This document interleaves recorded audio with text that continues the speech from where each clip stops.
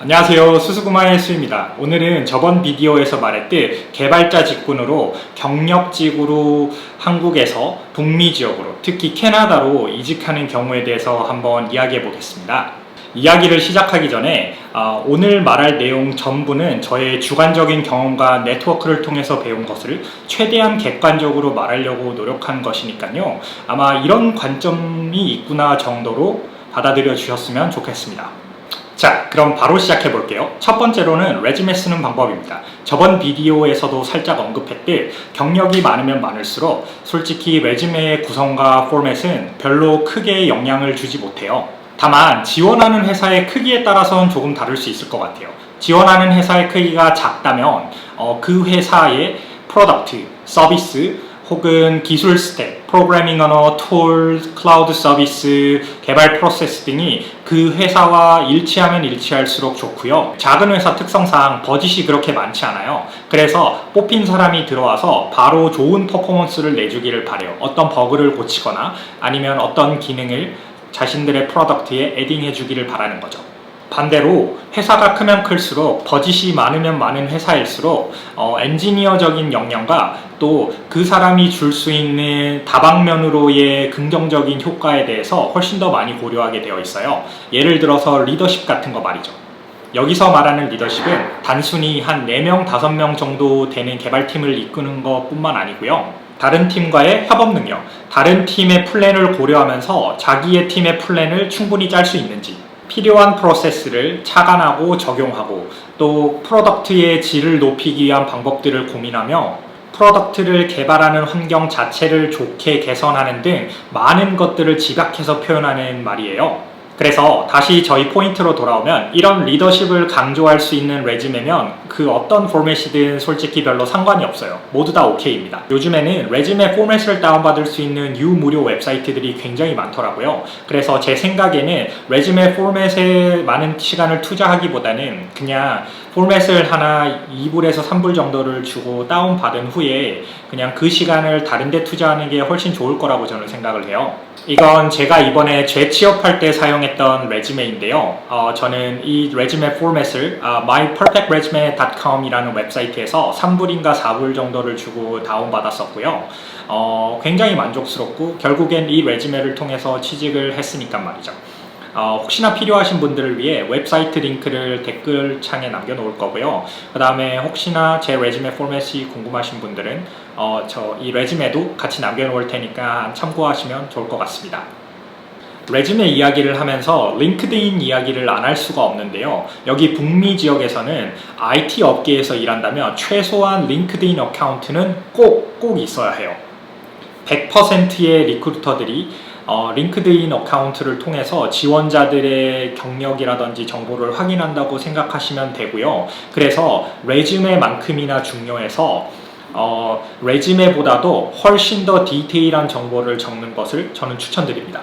두 번째로는 여기 북미 지역의 개발자 인터뷰 프로세스가 왜 지금의 포맷인지를 먼저 이해를 하고 거기에 맞게 본인의 전략을 만드는 게 중요하다고 저는 생각을 합니다. 이유는 되게 간단해요. 회사는 모든 지원자들이 어떤 레벨과 어떤 포지션에 맞는지 확인할 시간이 없습니다. 하지만 회사 입장에서는 비교적 제한적인 시간 안에 굉장히 큰 결정을 내려야 합니다. 만약에 잘못된 지원자를 뽑았다면 잘못된 지원자라는 걸 인지하는데도 몇 달이 걸리고요. 그 사이에 팀워크, 팀 분위기를 굉장히 저해하고 다른 동료들의 업무 만족도를 굉장히 저해할 수 있고요. 그래서 잘 다니고 있는 개발자들이 이직을 고려하게 되는 최악의 상황까지 생길 수도 있습니다. 또 경력직의 개발자들은 적게는 10만 불, 하나로 한 1억 정도에서 많게는 50만 불의 몸값이 책정이 됩니다. 이렇게 잘못된 결정을 내리면 회사 입장에서 감당해야 되는 리스크가 굉장히 많아요. 반대로 좋은 개발자를 뽑으면 좋은 코드를 쓸 뿐만 아니라 비즈니스의 문제점을 먼저 파악하고 문제가 생기기 전에 문제를 해결하고요. 현재 소프트웨어의 질을 높이기 위해서 메커니즘을 개발하고 또 결국에는 미래 소프트웨어 질까지 향상시킬 것입니다. 또 좋은 개발자들은 보통 좋은 네트워크를 가지고 있어요. 그래서 회사 입장에서는 좋은 인재를 회사로 데리고 오는 리크루팅을 도와주는 굉장히 좋은 리소스가 되기도 합니다. 그래서 되게 립코드와 같은 코딩 테스트로 기본적인 컴퓨터 사이언스의 지식을 체크하고요.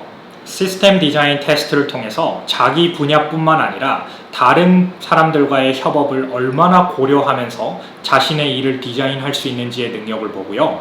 리더십 테스트를 통해서 이 사람이 회사에 미칠 수 있는 능력과 역량에 대해서 테스트를 합니다. 회사는 이 세 가지의 필터를 통해서 대부분의 지원자들을 걸러내려고 하고 있습니다. 그래서 본인이 지원하는 레벨에 따라서 조금 다른 비율로 이 세 가지를 다 동시에 준비해야 된다고 생각하는데요. 인터미디엇 레벨인 경우에는 코딩 테스트, 시스템 디자인, 리더십을 4대 4대 2 정도의 비율로 준비를 하고요. 시니어 레벨을 준비하신다면 아마 2대 3대 5 정도의 비율이 적정할 것 같고요. 그 다음에 그보다 높은 스텝 엔지니어 혹은 프린시플 엔지니어를 생각하신다면 제 생각에는 아마 한 1대 3대 6의 정도 비율까지도 생각을 하셔도 될 것 같아요. 결과적으로 레벨이 높아질수록 코딩 능력은 뭐 너무나 당연한 거고요. 리더십이 모든 걸 결정하는 가장 중요한 요소라고 생각하시면 더 될 것 같습니다.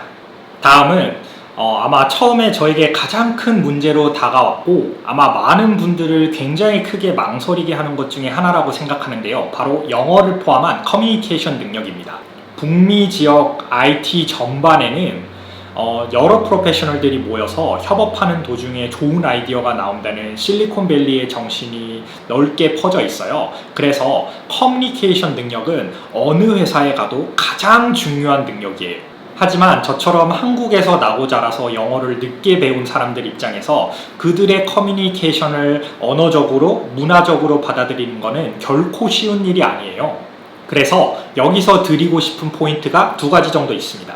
첫 번째로는 캐나다나 미국이나 이민자가 세운 나라예요.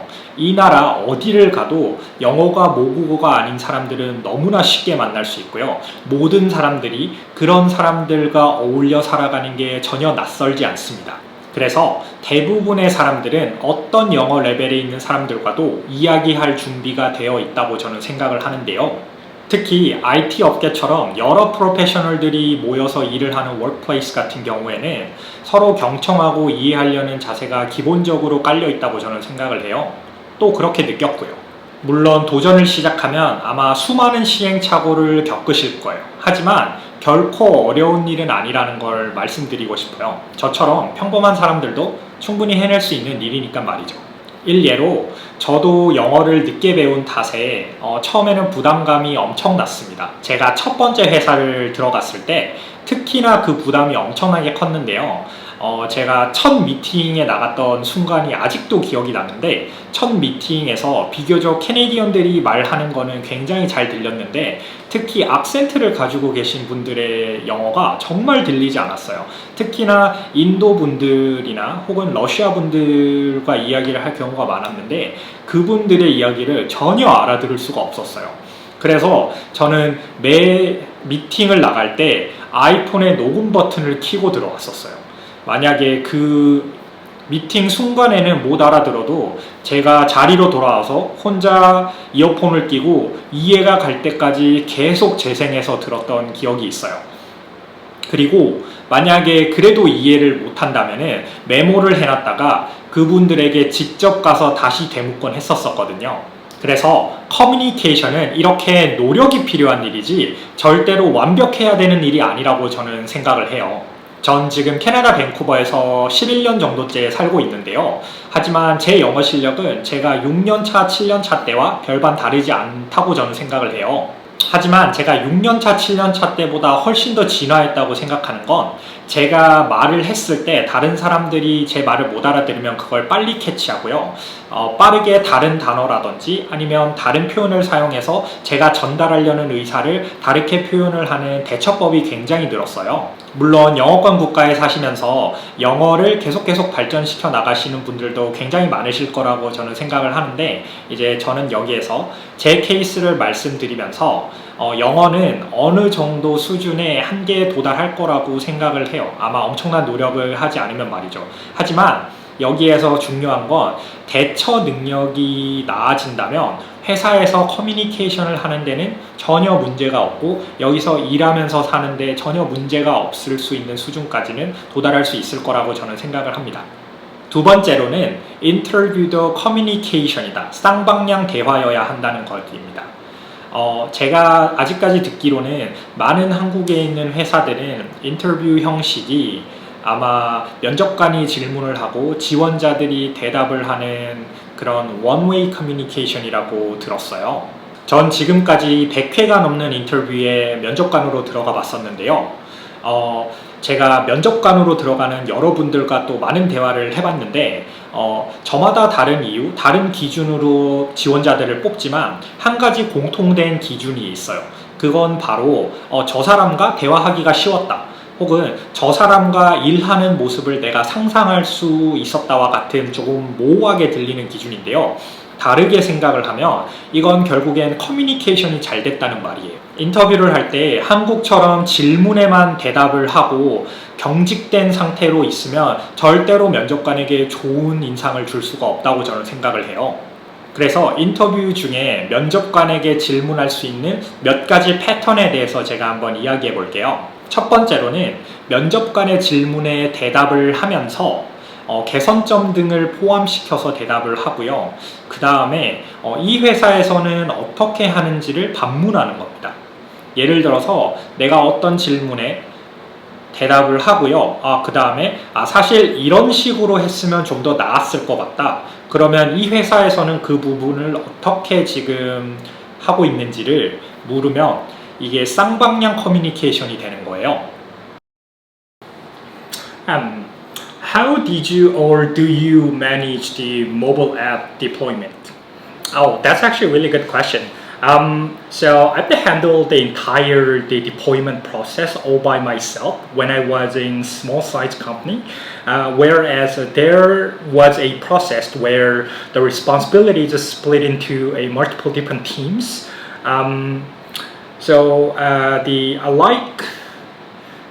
There was a process and structure from my previous company for the people who are involved in, but now I'm thinking that relatively the entire process is slower compared to I'm the one who managed everything. Yeah, I'm actually curious that how do you guys handle the deployment process here at ABC company, especially for the mobile teams. 두 번째로는 면접관의 질문에 대답을 하면서 질문과 관련된 주제에 대한 질문을 하는 겁니다.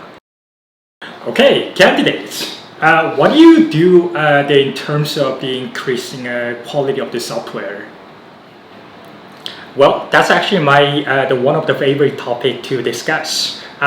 So I think there are lots of things I can do. I'll definitely want to have the unit test and integration test and automation if the resource is available. And also we need to set up the proper CI/CD the pipeline in order to the leverage of the having a set of the good test cases. Actually, speaking of the CI/CD the pipeline, I have experienced the both Jenkins and Bitbucket pipeline, but in my opinion, the Jenkins is slightly more easier to use and at the same time a little bit more flexible. So the sort of my preferred the pipeline is the Jenkins. What sort of a CI/CD pipeline do you guys have?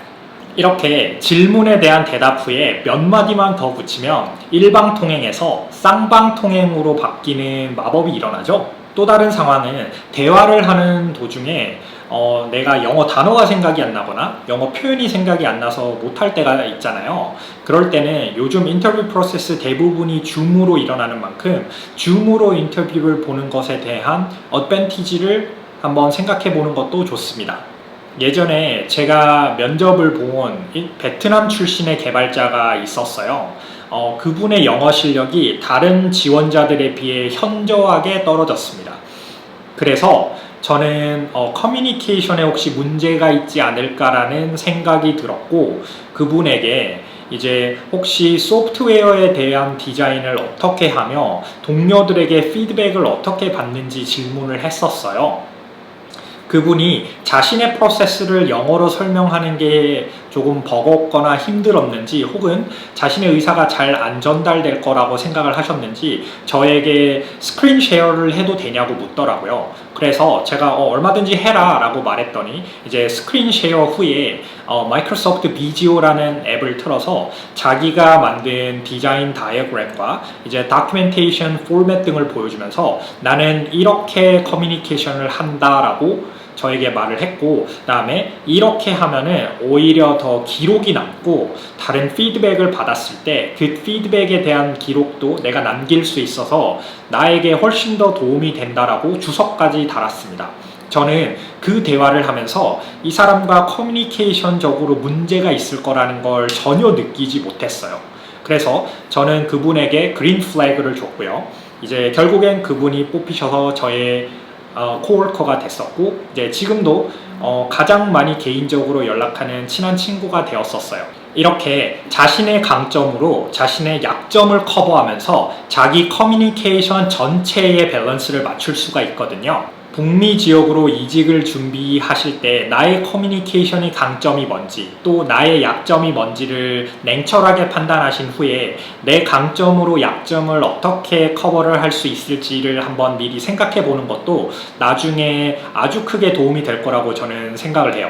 자, 이렇게 오늘 레즈메, 그 다음에 인터뷰 프로세스, 그 다음에 영어를 포함한 커뮤니케이션에 대해서 한번 이야기를 해보았는데요. 이런 부분들을 인지하고 면접에 들어가는 지원자들은 제가 면접관으로서 확실히 다른 차이점을 느꼈었다고 생각을 하고요. 그래서 이런 부분들을 꼭 한번 생각해 보셨으면 좋겠고요. 전 모든 분들의 새로운 도전 응원하고요. 혹시 다른 질문이 있으시다면 댓글창에 남겨주세요. 제가 최선의 대답을 생각을 해서 정성스럽게 답장하도록 하겠습니다. 오늘도 영상 봐주셔서 감사하고요. 오늘도 좋은 하루 보내세요. 안녕.